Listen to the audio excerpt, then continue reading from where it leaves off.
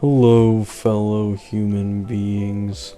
Today, I want to talk about the free limited 5 stars that we've gotten in this version and how valuable, personally, I think they are currently and going into the future.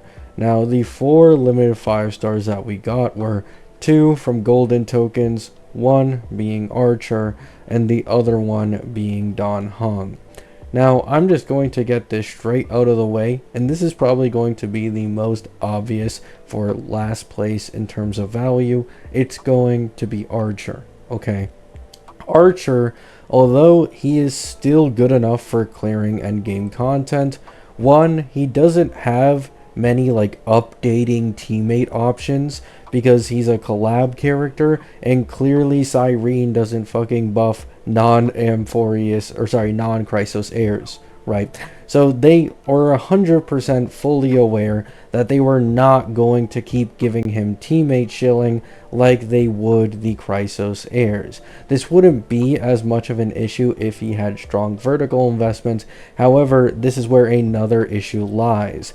Archer, I actually believe, has the weakest or second weakest vertical investment for increasing his damage in the entirety of this version, and the next closest is Saber, right?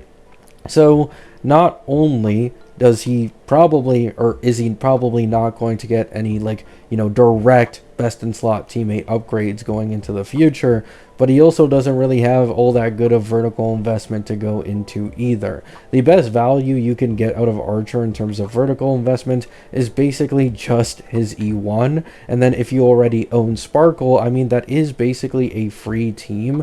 However, it's still just not the best, and especially considering that DPSs are as common as they are, I bet a 4.x DPS even without their premium team will end up being noticeably stronger as compared to Archer. So for that reason, I am just going to put him in last place, since the golden token and a sustain in Heng is obviously going to last longer in terms of value, right? Now, the next second place I'm going to put here is Ruan Mei, right? Now, I'm saying specifically Ruan Mei and not the golden token, because the golden token actually lets you choose from a multitude of limited 5 stars, and as well, they keep updating it, right? Well, not exactly consistently, but they update it every here and then. But the reality is, at least for right now, there is no one really worth using the golden token on other than Ruan Mei, because Ruan Mei's value just vastly supersedes everyone else in that entire shop, and especially considering her E1 also has value. Now that we've actually gotten 2 free golden tokens, that means the majority of the player base should have an E1 Ruan Mei, and this actually tracks. If you check Pridewin's statistics for what the percentage is of eidolons that people are using on a specific character, apparently 12% of players in HSR have an E0 Ruan Mei, and then it suddenly spikes to 53% that use an E1 Ruan Mei, right? So E1 Ruan Mei is the sweet spot that the majority of the player base actually has. And an E1 Ruan Mei gives a very, very solid amount of buffs. If we go over here, we can see that with her skill, she gives a 32% damage increase, and she gives this weakness break efficiency increase, which really, really shines in APOC. Over here, you can see you get another 36% more damage increase if you hit, I believe, like 170 break effect, 160 break effect. I'm not sure what the specific number is, right? Then, with her ultimate, she gives 25% res pen. So 25% res pen, and then we also have about 68% damage bonus. Then she also gives a speed buff which can make it easier to speed to your characters, and with E1 she now also gives 20% defense reduction or defense ignore. So that is a lot of very useful and strong buffs for a lot of characters in this game, and even if she's not like this T0 definitive support in the game modes like Pure Fiction and MOC, she's basically always going to be T0 at least in APOC because of the 50% weakness break efficiency increase.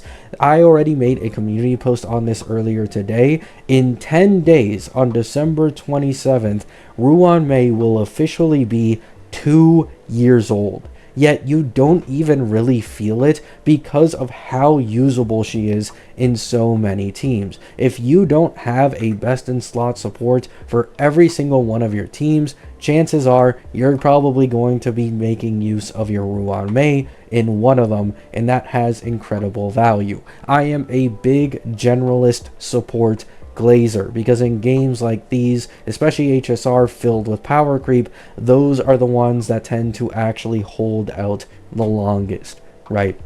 However, even with all this glaze, I'm putting her in second to Dan Heng in first, and I'll try to explain why.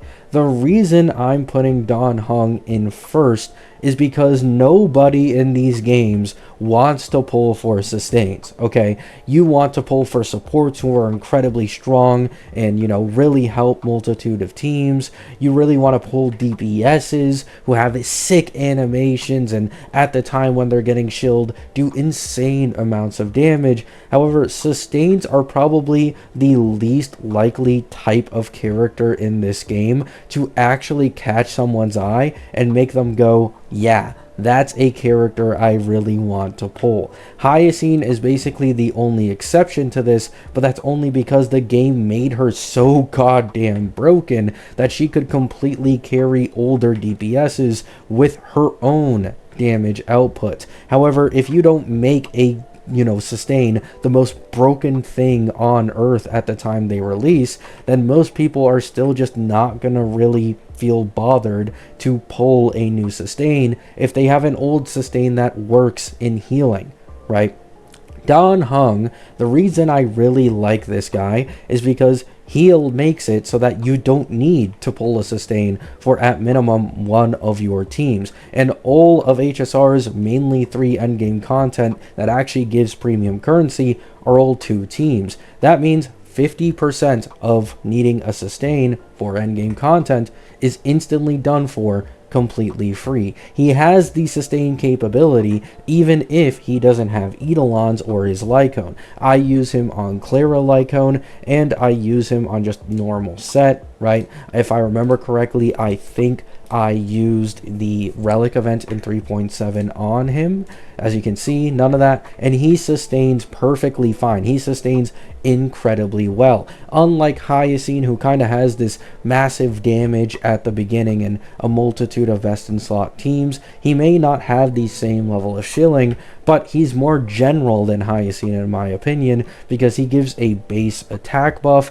On top of this, he's way more SP neutral / SP positive as compared to Hyacine, and it's rumored that we will soon be going into a SP meta at minimum at the beginning of 4.x, so Dan Heng's probably going to be your best in slot for that said team. And on top of this, he has even more broken vertical investment that is as well pretty general. His E1 gives 18% res pen, and on top of this, recovers 1 skill point. This is incredibly fucking busted for a sustain. I know it is single target, of course, so if you're using multiple DPS teams, the value of this will likely fall off. However, even outside of just the res pen buff, this skill point recovery buff makes him just as good as Gallagher in terms of SP positivity, if not better. Because his sustain is significantly better than Gallagher's, it's less likely that you'll be using skill as often as you do with Gallagher these days because of enemies doing significantly more damage. So he's more SP positive, gives an attack buff, he has better sustaining, and he has way better vertical investment. On top of this, if you want to go as far as, let's say, his E2, then every time the dragon acts, you get a shield that is twice as thick as usual, and on top of this, you get double the amount of dragon actions every time you ult, and every dragon action does double the damage as compared to before. It's a huge QOL. I'm not saying it's necessary. I'm not saying you need to go for it. However, the point is, it's there. You can literally make his sustain capabilities twice as strong, his SP capabilities twice as strong, and his buffing capability twice as strong by simply going into an E1 or an E2 without feeling the need to have to pull a newer sustain when that comes out somewhere in 4.x. So in my opinion, this is why I'm putting Heng above Ruan Mei. I think he will be used in more upcoming teams as compared to Mei as well. However, I think there is genuine value in getting a general sustain this strong, as once again, nobody really likes to ever pull sustains. Many will procrastinate about it and then end up regretting it. So simply getting someone this generally useful for free thrown at you is amazing in my opinion. Let me know what you guys think about my opinion down in the comments to, you know, come and just finish everything up. I have Archer in last place because he's a DPS, and even then he isn't really an exceptional DPS. I then have Ruan Mei in second place because everybody knows crazy longevity, still the GOAT for APOC, can spam DDD. She's also been given free multiple times, meaning most have her E1. She has a lot going for her. And then I have Heng in first place. Love you all. Hope you have a great day. Hope you have a great night. And peace out.